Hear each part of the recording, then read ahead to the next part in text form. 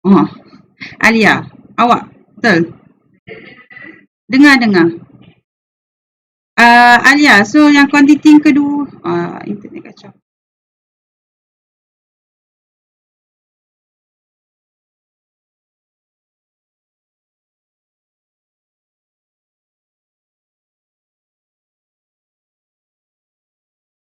Okay, Alia, sorry so kuantiti yang kedua tu kuantiti apa? H negatif 1.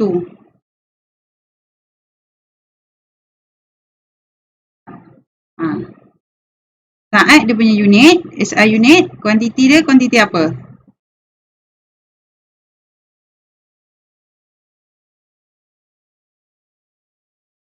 That one is unit, Alia. Saya tanya jenis kuantiti. Yang you sebut tadi adalah unit. So H, hour. Which you kata SI unit dia second tadi, saat. So dia kuantiti apa tu?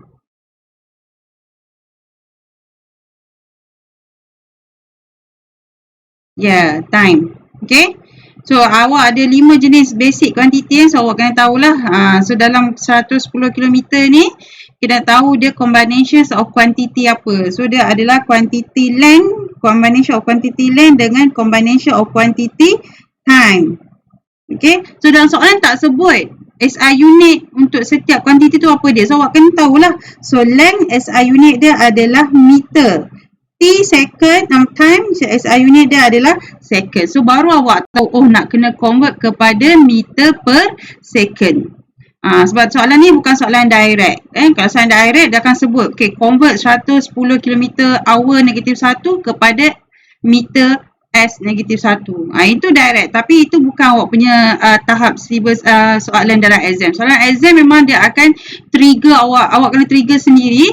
So, awak kena tahu SI unit untuk quantity length adalah meter. So, kena convert kepada meter.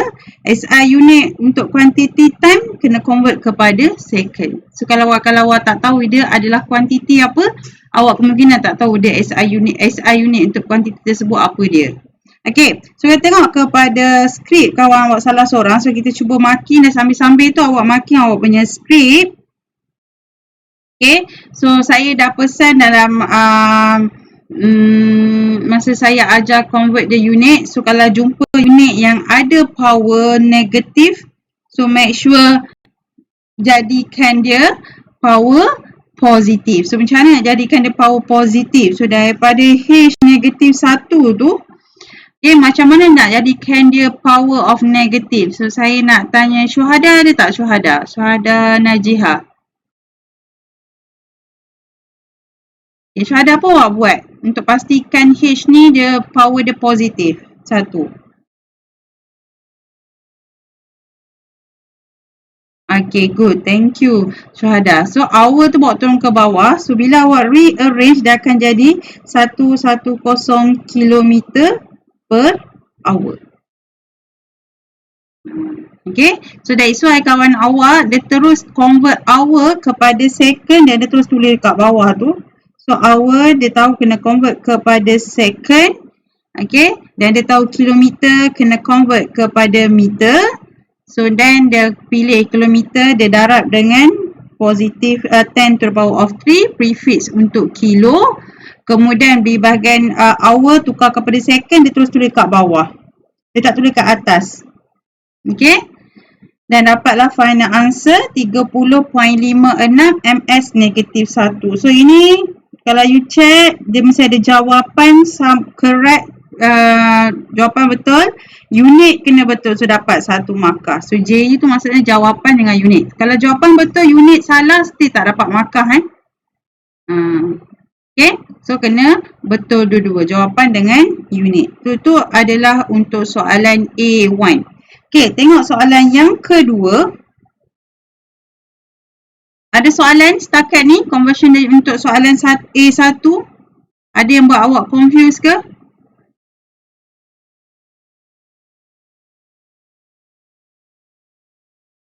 Okay, so kalau tak ada, saya proceed untuk seterusnya. Apa yang awak kena cari, dia nak volume. Tapi dia tak bagi awak formula sebab dia tahu volume adalah basic knowledge yang awak belajar waktu SPM. So you tahu how to calculate volume for a piece of paper. Paper kan berbentuk 4 segi. So awak tahu dia bukan bentuk bulat. So jangan guna equation sphere untuk kira volume. Okay, sebab awak tahu a piece of paper dia bentuk rectangle. So dia adalah panjang darab dengan lebar darab dengan ni width. Height. Okay, sorry.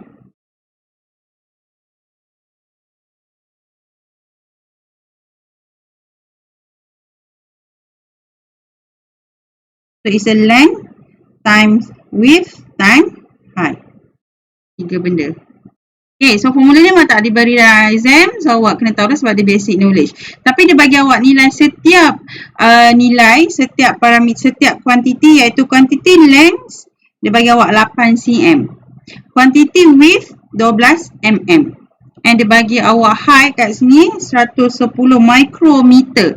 So awak ingat semua yang dia bagi ni bukan dalam SI unit. Okay, so information dalam soalan selepas ni bila you baca soalan, you tengok information yang diberi bukan dalam SI unit. First you need to convert dahulu. Convert kepada SI unit baru boleh guna nilai tersebut dalam equation. Maksud saya guna tu maksudnya substitute dalam equation. Jangan substitute nilai yang bukan dalam SI unit. So first you convert dahulu. Okay. So tengok kat soal kawan awak cuba buat.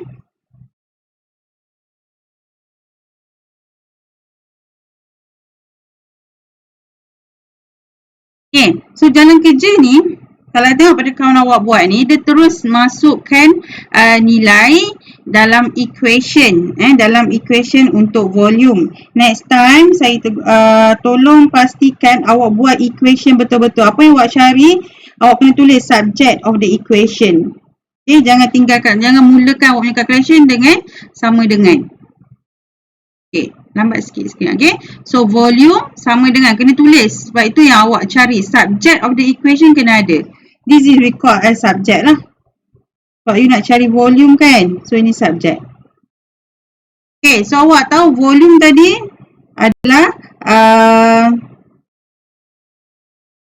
length darab dengan width darab dengan the height. So ini equation. So sebelum awak masukkan nilai, okay, masukkan nilai dalam equation ni, first pastikan you convert dahulu. So suggestion saya, mula awak L, awak convert kepada SI unit. So L dia bagi awak 8 cm.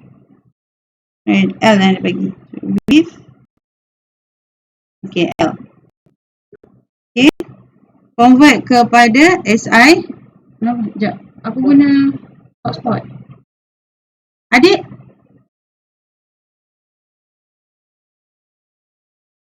Okay. 8 eksponen negatif 2 meter. How to convert the SI unit? How to convert cm to m? Itu saya tak ajarlah untuk hari ni sebab awak nak end of the chapter. You kena, siapa yang tak dapat lagi, you memang kena revise. Tengok video saya balik sebelum ni lah. I will not repeat the same thing. Sebab kita dah di akhir chapter dah. Okay, so untuk width, dia bagi awak 12 mm. So you convert 12 eksponen negatif 3 meter. Tak perlu fikir 12 tu nak buat berapa SF, berapa significant figure. Kena buat satu decimal point ke? Tak perlu. You just convert dia kepada SI unit. Asalkan you dapat SI unit, biarlah dia dalam 12 ke 1.2 ke. Okay, doesn't matter. Okay, jangan susahkan diri awak. We just convert. Ambil sahaja nilai yang diberi dalam soalan, convert kepada SI unit. Tak perlu fikir nak buat dalam berapa decimal point. Sebab tu saya terus tulis, saya tak tulis 1.2. Saya terus tulis 12. Sebab 12 yang diberi, and I just add. Ataupun saya multiply dengan 10 negatif 3. So that one is my quantity dalam SI unit. Simple sebenarnya fizik ni. Okay. So and then the height. So 110 micrometer. So ini saya nak tanya Fazwan ada? Faizwan.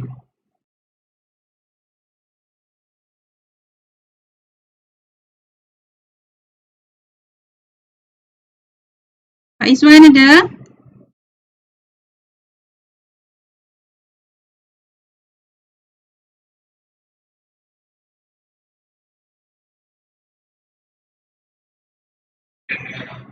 Dengar. Apa tu, so awak rasa micrometer nak convert kepada meter nak buat macam mana?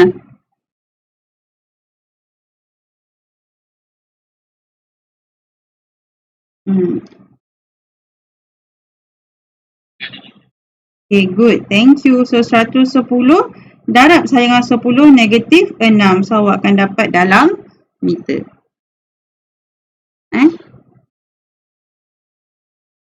So saya buat macam tu je. Tak perlu fikir nak buat berapa decimal point semua. Nak kena buat ke 1.10. Tak perlu. Tak payah susahkan diri. Sebab nilai ni bukan final answer lagi. So kita akan masuk nilai-nilai tiga-tiga nilai ni ke dalam equation. Tiga-tiga nilai ni. Ke dalam equation volume. Okay. So final answer. Lepas kita masukkan dalam equation volume yang awak ada tadi, cara kawan awak buat. So last akan dapat 1.056 eksponen negatif 7 unit adalah m cube. So baru dapat jawapan unit 1. Dapat 1 markah. Okay. So ini is how you jawab soalan conversion unit. So ada soalan nak tanya sebelum saya pergi kepada soalan B?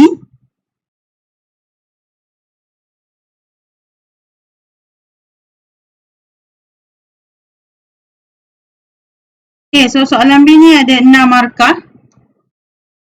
Okay, ada 6 markah. So kalau you jumpa soalan ni waktu PSPM nanti, memang you akan tengok dia memang 6 markah. Sebab kita susun mengikut format PSPM. Okay, so kalau tengok dekat gambar untuk soalan B1, dia suruh awak kira figure 1 shows 3 forces. Dia sebut 3 forces kat situ, tapi dalam gambar aja ada 2. So betul kan? Okay, it's a 2 forces acting on a body. So body, kalau tanya, kalau siapa mungkin mana body dia tak nampak kan? So dalam fizik, okay, body selalunya kita lukis pada di origins, okay, yang mana body is represented by dotted sahaja. Kat sini. Selalunya origin kosong-kosong tu adalah berada pada body tersebut dan body represented using dotted sahaja. Okay. So dia awak kira magnitude and directions of resultant force. Sebelum saya proceed untuk jawapan yang ini, so saya nak tanya resultant force. Syuhada.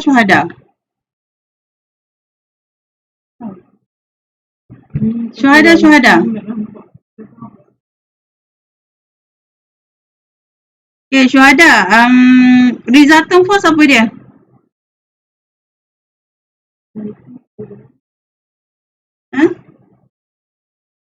Apa dia resultant force? Titik tengah antara force. Tak tepat tu, saya tak sebut pun titik tengah, titik atas, titik bawah. Kiasatina.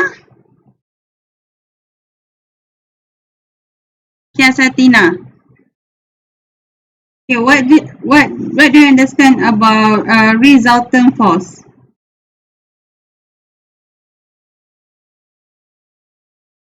Combined force, okay, good. That one is the keyword. Lagi?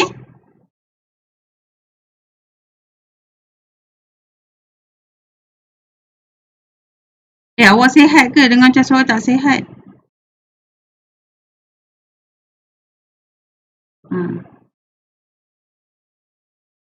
Okay, bila munculnya? Bila resultant force ni adalah combined force. Combined force antara apa dan apa?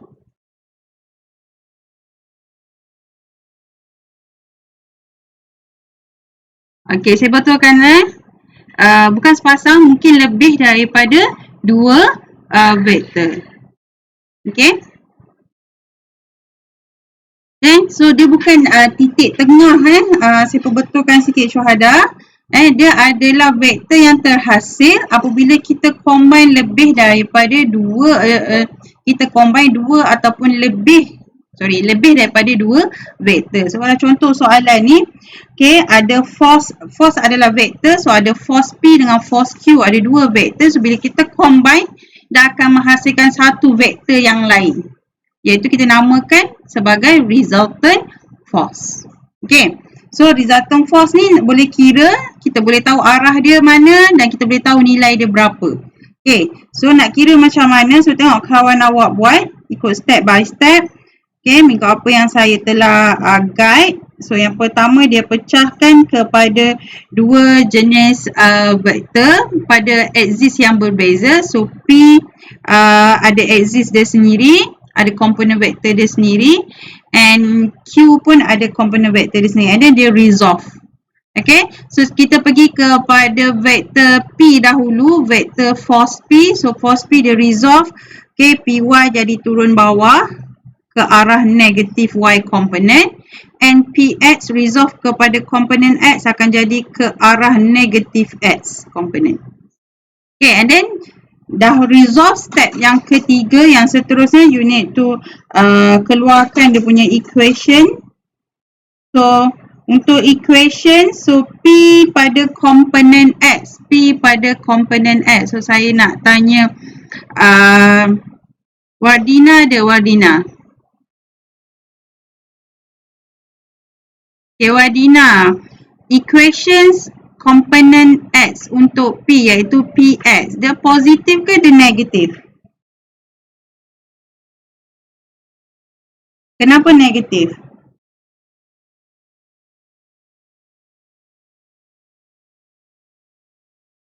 Dia dekat part CX yang? Okay, dia duduk dekat, okay Wardina. Yes, betul. Dia duduk dekat part C negatif X. Sebab tu awak punya equation PX kena ada negatif. Okay, yang kedua, untuk equation, you kena consider cos ataupun sin. So, saya nak tanya Syafini ada, Syafini? Okay, Syafini, so equation kali ni untuk PX, awak guna cos ke sin? Ya, PX, betul? Okay, cos, good, betul. Okay, so ini jawapan equation untuk PX. Lambat kat awak. Okay, so dapat negatif, mesti ada negatif negatif 5.6 cos 30. So dapat negatif 4.85. Okay, so untuk Y component, resolve kepada Y component, okay, equation pun ada negatif sebab dia downwards ke bawah. Dia berada kepada negatif Y component, so akan dapat negatif 2.8 meter. Okay, so kalau boleh untuk equation X dengan Y ni, nilai dia kalau boleh awak jangan run off banyak sangat, dia at least 2 ataupun 3. Paling selamat adalah 3 supaya final answer sekali tak lari dengan makin skip. Paling selamat adalah 3 lah. Okay, so jangan sampai 1 decimal point. Okay, so ini kalau betul dapat 1 markah. So ini markah yang pertama. Soalan ni ada 6 markah, so ini markah yang pertama. Okay, so kemudian tengok kepada equation Q. So sebelum awak buat equation Q, you kena resolve dahulu. Okay, dapatkan arah komponen QX dengan QY. Saya tengok ramai lagi yang masih belum draw, yang tak draw QX dengan QY. Tolong please, bila awak draw, awak akan nampak dia pergi arah mana. So kemungkinan equation awak untuk letak posisi negatif tu tak akan salah. Okay, kalau you just resolve dalam kepala, okay, saya risau bila you buat equation, kan equation tersebut patut ada negatif, you terlupa sebab you tak draw. Okay, so kat sini, QX ke arah positif X, QY ke arah positif Y. So, dari sini dia bagi awak hint yang dua-dua equation QX dan QY adalah positif.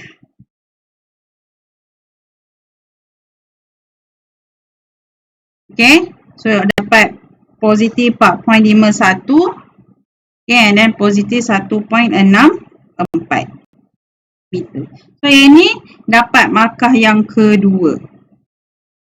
Betul, equate nilai untuk komponen vektor untuk setiap vektor, vektor force P dengan force Q.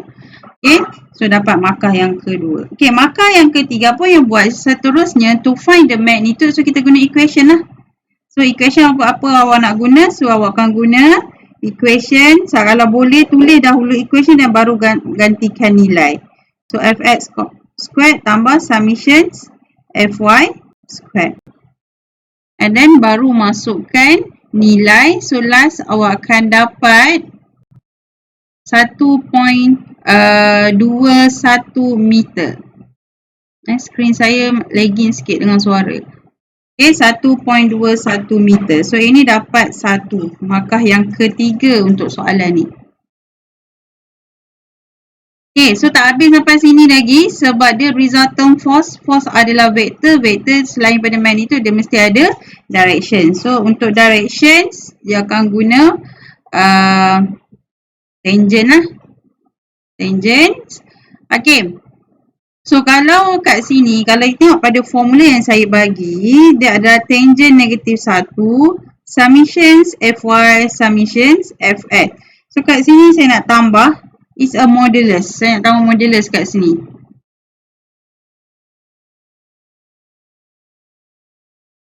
Okay, kenapa saya nak gunakan modulus? Okay, so in case kalau summation fy you dapat negatif, summation fy you dapat negatif, tak ada masalah kalau you letakkan, you just make it positif sahaja. Sama juga dengan summation fx, you dapat negatif, okay, just make it positif, tak perlu masukkan negatif ini. Okay, tak perlu. Sebab apa? At the end of the calculation, kita akan state dia punya position duduk kat quadrant mana. Itu fungsi dia. So, kalau you tak letak negatif pun tak ada masalah. Kalau you letak negatif dan let's say final answer dapat negatif, takut dia akan lagi confusing sebab theta kan, degree tak ada negatif kan, sebab dia nilai, dia jumlah, dia skala quantity. Skala quantity tak ada negatif. So, my suggestion untuk equation ni tak perlu letak negatif in case kalau you dapat summation fy negatif, summation fx negatif. So untuk formula degree, theta, direction, masukkan sahaja nilai positif. So awak akan dapat 73.66. 73.66. So ini markah yang ke berapa? 1, 2, 3. Markah yang keempat. 73. Tak ada unit kan, dia cuma ada degree kat atas tu. Okay, so dapat markah yang keempat. Okay, ada soalan tak setakat ni nak tanya?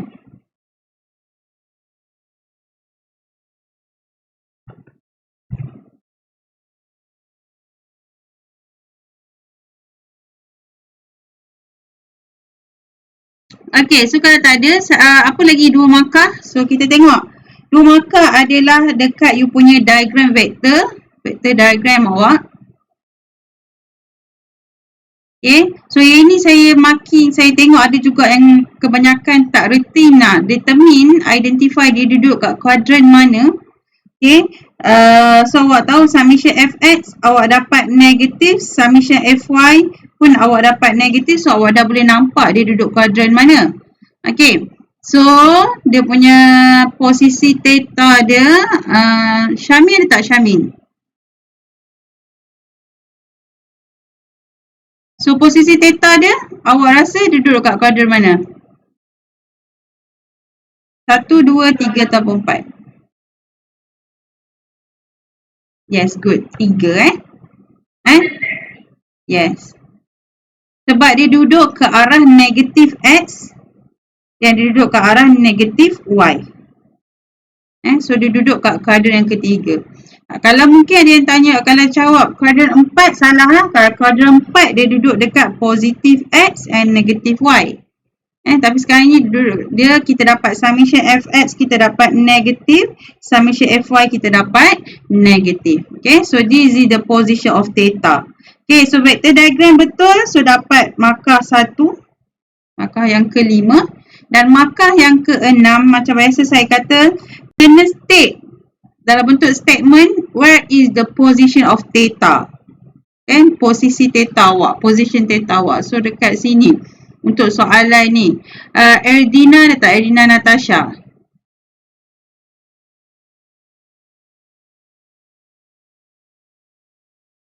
Edina ada?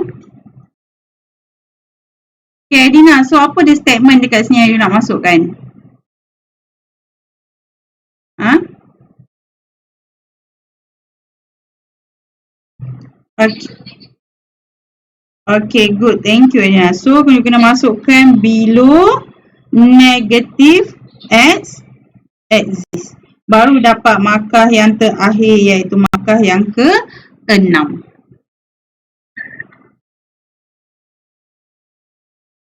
Okay. So, itulah awak punya markah quiz. Yes, Syafini ada benda nak tanya ke?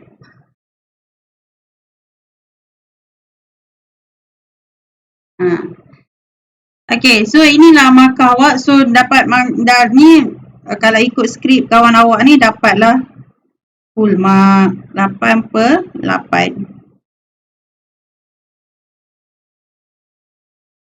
Okay, any questions about the quiz?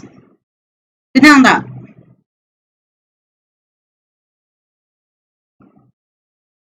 Actually kalau you revise soalan Fboard boleh lah kalau you revise soalan Fboard sebenarnya ini saya soalan skill up questions, so you mesti boleh jawab sebab dia punya bentuk soalan dia lebih kurang sama dengan soalan skill up questions. Okay, untuk masa yang ada ya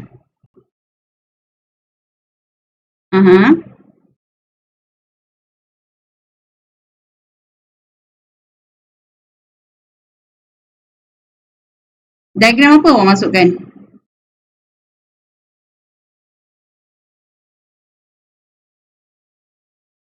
Awak sebenarnya bila dia find the resultant, okay, find the resultant force tu awak kena lukis vector diagram sebab kita nak tunjuk dia punya arah dia. Sebab vector dia ada magnitude, dia ada direction. So, you kena nyatakan dua-dua. Untuk magnitude tak ada masalah, kita ada kiraan. So, untuk directions, macam mana kita nak nyatakan? Kita menggunakan nilai theta dan juga kita tunjuk posisi theta tu berada di mana menggunakan vector diagram. So, kalau tak lukis, dia hilang markah lah kat situ. That's why saya ajar dalam tutorial hari tu, saya ajar step by step. Saya kata step ni, setiap step dia ada markah dia sendiri. So, kalau you follow the step, kemungkinan untuk hilang markah untuk working solution awak tu, kemungkinan untuk hilang markah tu tak jadilah. Boleh, Fizana?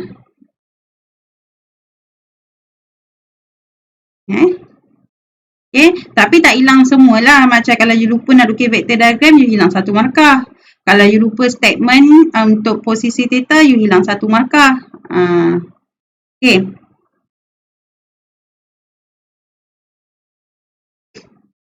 Ada lagi soalan nak tanya? Okay, kalau tak ada, so kita habis chapter 1. So, jam yang ketiga, minggu ni hari ngawak hari Khamis kan? Hari Jumaat, saya lupa. So, kita akan masuk chapter yang baru lah, chapter 2. Okay, so untuk masa yang ada ni, saya nak minta awak tengok soalan skill up question. Okay, siapa yang dah tengok dan dah buat, terima kasih. Sebab atas inisiatif sendiri. So ini, tapi hari ni untuk masa yang ada lagi 30 minit ni kelas dengan saya minta untuk awak siapa yang belum buat, so tolong tengok skill up question. Skill up question tu ada 2 set untuk chapter 1. Okay, buat dan tanda. Okay, macam mana nak tanda sebab ada video penerangan kat situ, so you tanda based on the penerangan lah, and then nanti you submit kat saya. Okay, tapi saya tak minta lah hari ni. Cuma buat hari ni, nanti saya set kat Google Classroom untuk awak hantar. Saya nak make sure awak buat sahaja. Boleh?